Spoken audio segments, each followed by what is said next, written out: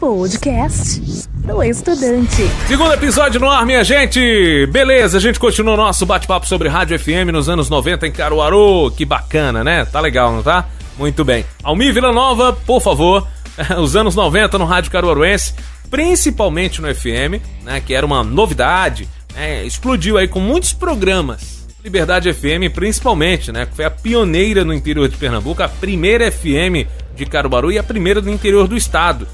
Então programas como o Forró em FM, que se destacou depois com Jeremon, o Disque Toque, programa romântico aí com Paulo Magrini na apresentação, e Parada do Estudante com vocês, né? Que se transformavam no rádio como Mimi e Momô.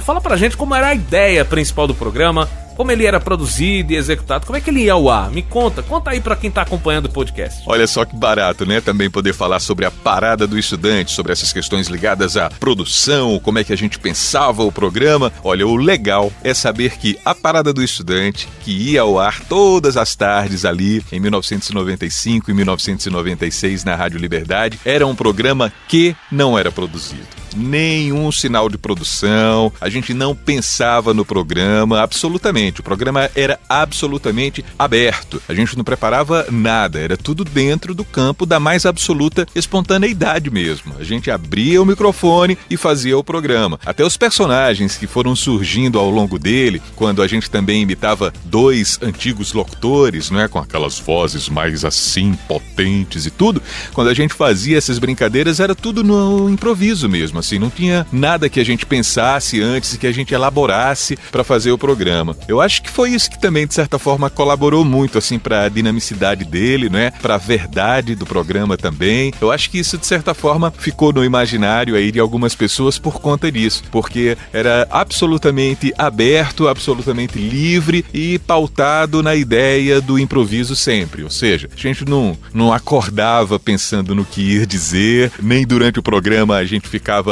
tentando pensar no que falar, era tudo super livre mesmo, e talvez esse frescor foi o que mais marcou as pessoas, né, que de certa forma ainda lembram dele, assim como marcou muito a nossa vida também e a nossa forma de ver o rádio como um todo. Moisés, muita gente em casa tem curiosidade de saber como as músicas chegavam até as emissoras naquela época, né? Como é que isso chegava até o rádio, né? Até o radialista, até o dono da emissora? Como é que as emissoras iam buscar novidade para tocar na sua rádio e ser a primeira emissora a tocar aquela música? Como é que isso acontecia? Conta aí pra gente. Adriano, a gente recebia muita coisa das gravadoras na época. Chegavam os discos promocionais, às vezes coletâneas de vários artistas, de várias bandas, e eu achava até mais romântico, porque a gente tinha um encarte, a gente sabia da ficha técnica, não era tudo muito detalhado, diferente do rádio de hoje.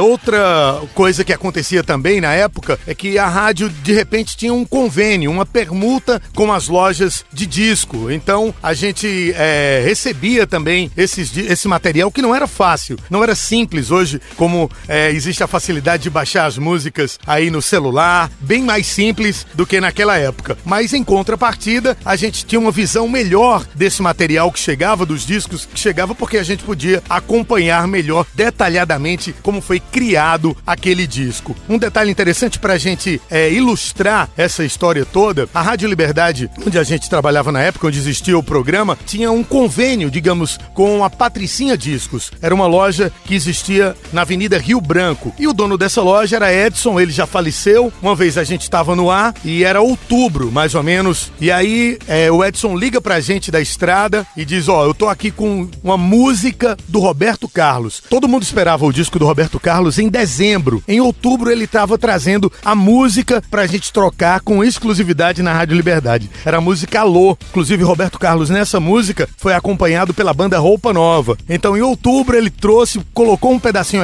ali pelo telefone celular pra gente escutar essa música e trouxe e a gente começou a tocar mais cedo. Mas era uma dificuldade extrema, diferentemente de hoje, pra receber os materiais, mas, contudo, as pessoas ficavam até em casa esperando pra gravar aquela música. Tá certo. Muito obrigado, Moisés. Muito obrigado, Almir, pela participação de vocês dois.